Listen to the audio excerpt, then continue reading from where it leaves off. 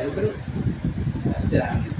अमिता खातून Mishra news channel Korea में आपका हार्दिक स्वागत है। हम आप सबका हार्दिक अभिनंदन करते हैं। मुस्लिम समाज को अमिता खातून मिश्रा न्यूज चैनल कोरिया में तहे दिल से इस्तेकबाल करते हैं और उसका शुक्रिया अदा करते हैं कि आप लोगों ने हमारे न्यूज चैनल को देखे और बहुत तरह के लोग कमेंट लोगों ने सलाह दिए और उनको बहुत अच्छा लगा। बहुत से लोगों ने बोले कि आपका चैनल हमने देखे, हमको बहुत तरह की बातें खुलकर सामने में आई और आपने बहुत सी बातें ऐसे बताए जो कभी हम लोग सपनों में सोच भी नहीं सकते थे। हमारी बात लोगों को सबसे बड़ी बात ये आसानी से समझ में आया कि कोई भी आदमी हो उसका सिद्धांत और संस्कार सबसे ज़्यादा कीमती होता है उसका जिंदगी का।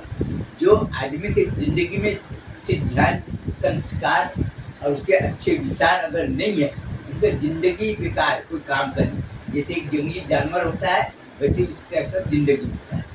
आदमी मान सम्मान और आदमी का अपमान ये दो होता है। अच्छे काम करता है तो हर जगह उसका मान सम्मान होता है और अगर बुरे काम करते हैं तो कदम कदम पर वो ठोकर खाता है, कदम कदम पर उसको अपमानित होना पड़ता है। शिक्षा एक ऐसा महत्वपूर्ण मंत्र है कि शिक्षा से आप बड़े से बड़े ऊंचाई तक आप सरलता पूर्वक पहुंच सकते हैं शिक्षा के माध्यम से। और शिक्षा दो प्रकार की होती है। एक शिक्षा वो होता है जो कि शिक्षा ग्रहण करने के बाद लोक कल्याण कार्य में, समाज कार्य में, राष्ट्र विकास कार्य में और लोक सेवा में लगाते हैं और लोगों का कल्याण होता है जिससे लोगों का भविष्य उज्जवल बनता है। और जो व्यक्ति उज्जवल भविष्य बनाने के लिए संस्थाएं चलाता है उसका भी मान सम्मान होता है। आज इतने संस्थाएं हमारे देश में अच्छे अच्छे काम कर रहे हैं। और दूसरी शिक्षा वो होता है लोगों को धोखा देना कि हम किस तरह से लोगों को धोखा दे, लोगों के पैसे लेकर उनको संपत्ति को हड़प कर। आपको एक आज अपनी जिंदगी में एक महत्वपूर्ण बात बता रहा हूँ। आज से 50 साल पहले कोई भी लेन देन होता रहा, कोई लिखा पढ़ी नहीं होती, सिर्फ विश्वास के ऊपर में चलता रहा। कई लोग किराए से घर वगैरह लेते देते रहे, सब विश्वास के ऊपर में होता रहा, कोई एग्रीमेंट वगैरह नहीं होता रहा।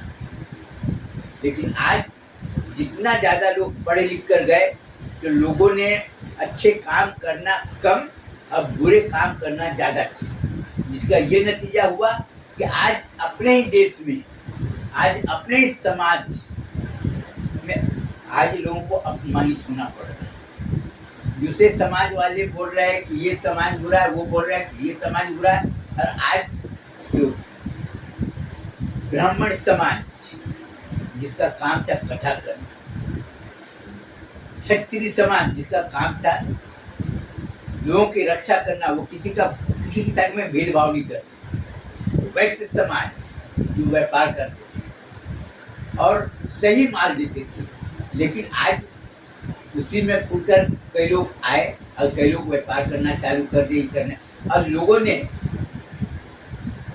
थोड़े से पैसे कमाने के लिए उसमें मिलावट करना चालू कर दिया।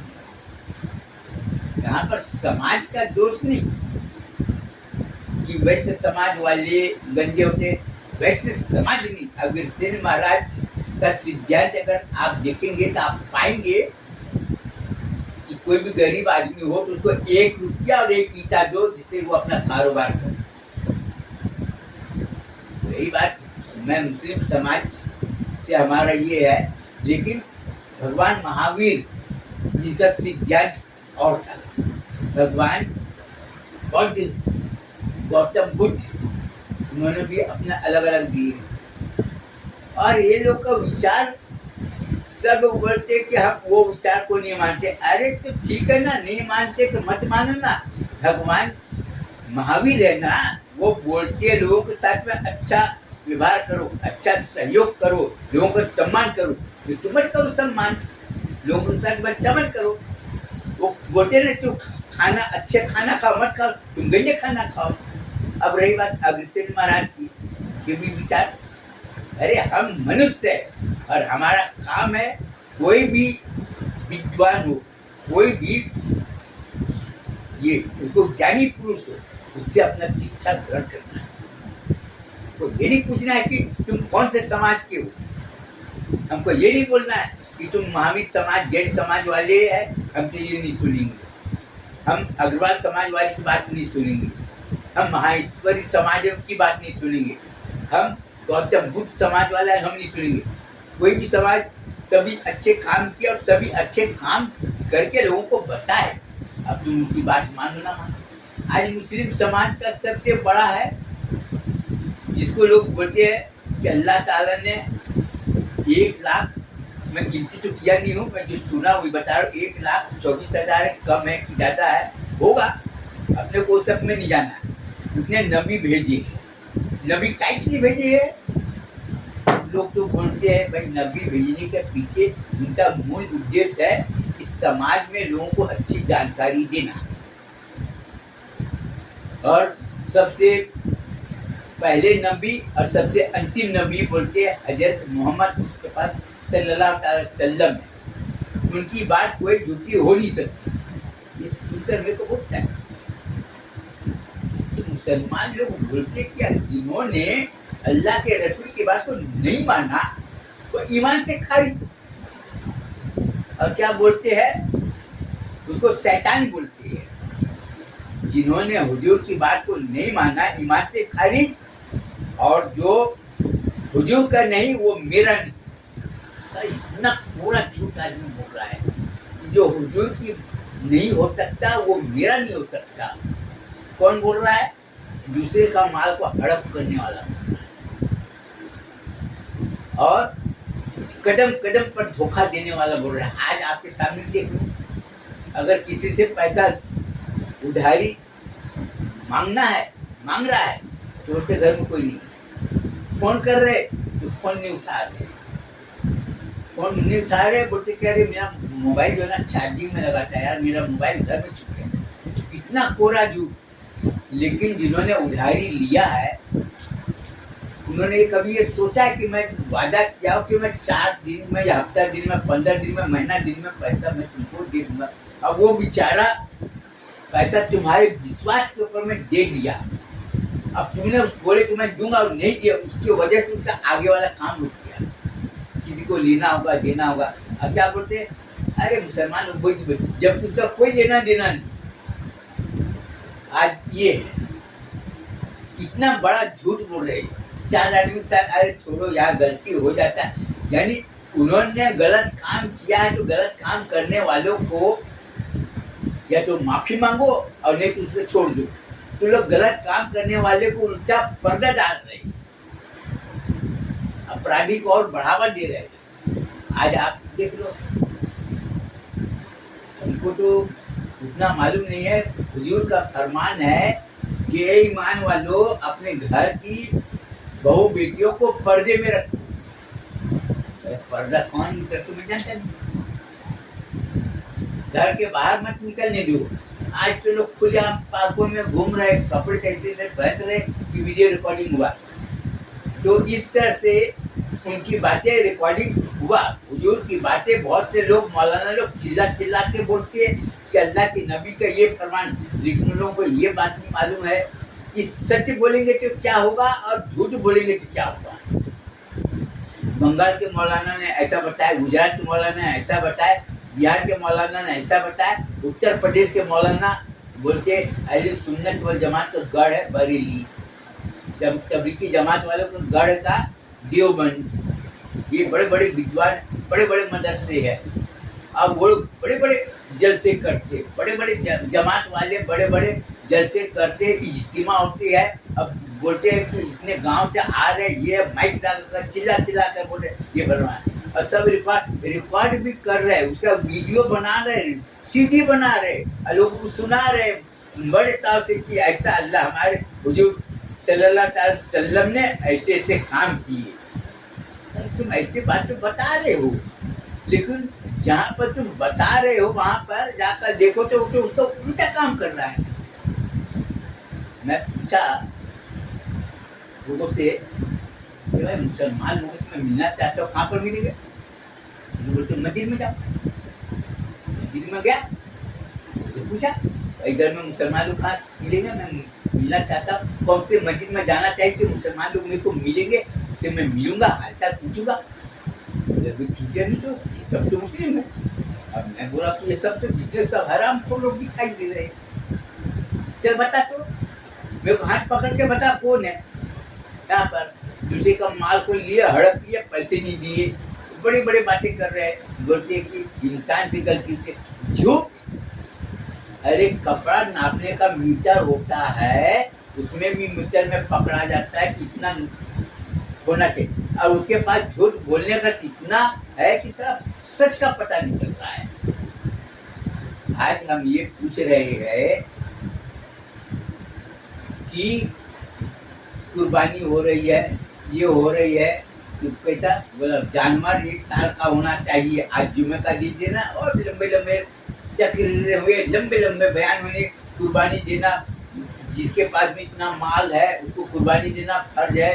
अब मौलाना से पूछा कि भैया इन्होंने कई लोगों का माल को हड़प कर लिया और अपने जमा लिया, अब वो इतना माल का मालिक बन गया, उसके ऊपर बोला बिल्कुल बहुत अच्छी बात है भाई, लोगों का माल को लूट लिया, करोड़पति बन गया, अब उसके ऊपर में कुर्बानी फर्ज। कई लोगों के साथ उधारी पैसा जमा कर लिया, कार खरीद लिया, बिल्डिंग बना लिया, और एयर कंडीशन ऑफिस बना लिया, दुकान खोल लिया, कई दुकान वाले से माल लिया, का पैसा बोला मैं तुमको पैसा दे दिया, ये है बेचारे भाई, लोग के नजर में तो बड़ी सेठ है, आपकी कुर्बानी, हाँ हमारे तरफ से ये कुर्बानी होगा। रमजान में था ये जकात निकालो जी, वो निकालो जी, ये करो जी, लेकिन यहाँ पर हलाल और हराम 2 चीज के बारे में पूछ रहे, कोई बता ही नहीं रहा है, कोई नहीं बोल रहा है मेरे को। अब जो गरीब घर के हैं, जो गांव वाले हैं, वो लोग पढ़े लिखे नहीं होने के बाद में भी उसमें लेन देन बिल्कुल साफ दिखाई दे रहा है।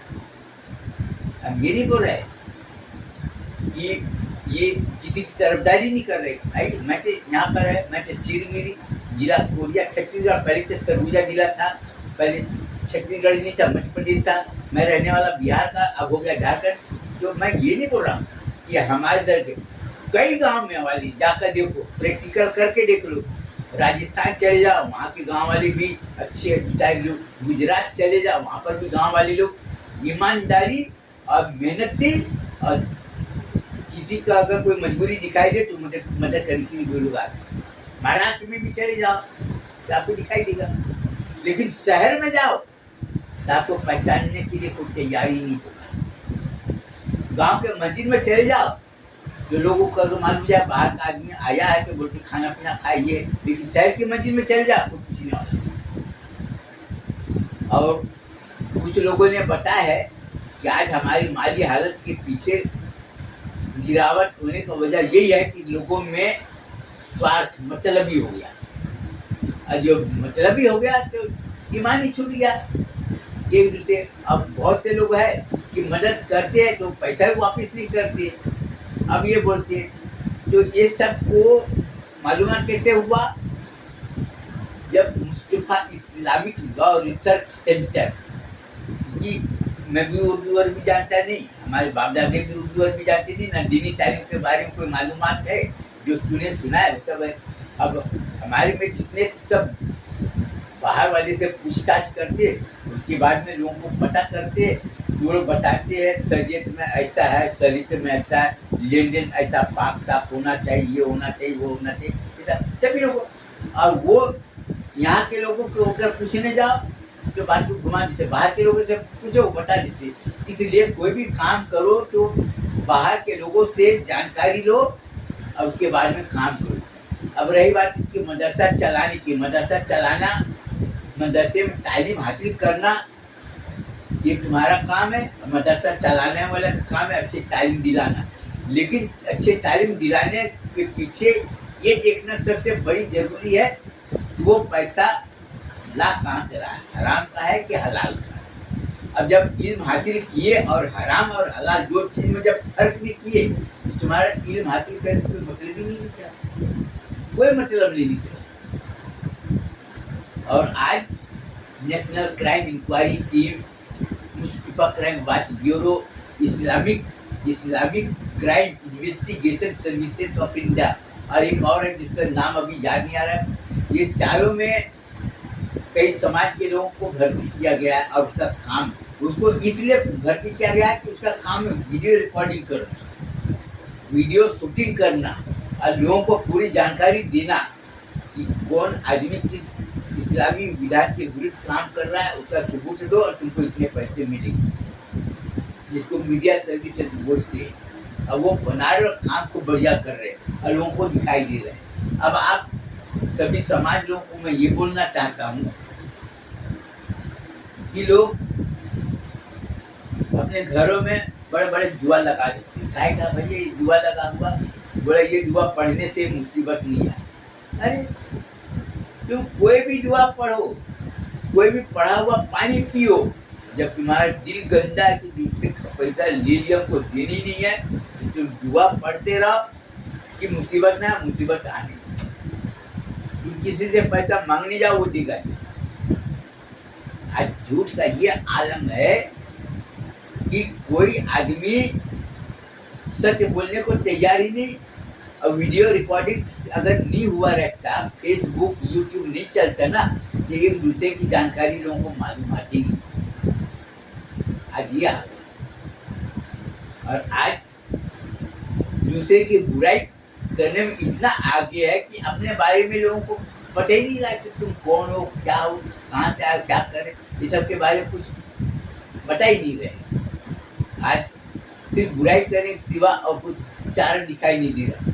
तो आज कुर्बानी का महीना अभी बयान हुआ, लोग बड़े बड़े जानवर खरीद के लेकर जा रहे थे इधर हमसे। मैं बोला हमको इससे कोई लेना देना नहीं, तुम हलाल कमाई किए कि हराम दिखाए, न मैं देखने गया न बोलने गया, और हमको ये सब बोलने की जरूरत नहीं। हमारे मदरसे में ये बहुत से लोग बोले कि तुम्हारे मदरसे में ये, मैं बोला हमको कुछ नहीं चाहिए। और हमने अपने मदरसे में सब लोगों को बोल लिए कि बाहर का आदमी कुछ भी आकर दे तुमको नहीं ले, कुछ भी दे, और हमको किसी की बात नहीं सुननी। कि मौलाना लोग बोलते हैं कि मस्जिद में या मदरसे में ले जाकर देखते हैं कि लेना चाहिए, उनको कबूल, हमको किसी की बात तो सुननी। हमको मेहनत करके जो पैसा कमाए किए, और वो पैसे से तुमने जो काम किए उसी तुम्हारा असली फल तुमको मिले। जैसे अभी 2-3 दिन पहले अभी हमने वीडियो बनाए थे ना, जैसे गेहूँ है, चावल है, और फल की दुकान जैसे जामुन है, आम है, संतरा है, बहुत से फल वगैरह है, उसको 50 साल या 100 साल के बाद में आप उसको लगा तो वही फल लगेगा जिस चीज का बीज। हम बोलेंगे कि जमाना बदल गया, मैं आम का पेड़ लगाए, अब इसमें इमली फले, इमली फलने वाला नहीं। जामुन का पेड़ लगाया, मैं बोलूँगा बेल फले, तो बेल फलने वाला नहीं। जिस चीज का बीज है वही फलेगा। 50 साल के बाद में लगा। अब गेहूँ हमने बोए में चावल हो तो धान होने वाला नहीं, कुछ भी हो। अरहर बोए है, अब मैं बोलूँगा मटर हो तो मटर होने वाला नहीं। जैसा बीज 100 साल के बाद में लगा तो ही हुआ। और एक चीज और मैं आपको जानकारी दे रहा हूँ, कोयला खदान में जो आसपास रहने वाले जैसे छिंदवाड़ा है, चिरमिरी इलाका है, और चंद्रपुर तरफ में बहुत जगह कोयला खदान है। कोयला खदान के नीचे जब कोयला निकालते हैं तो जमीन खाली हो जाता है।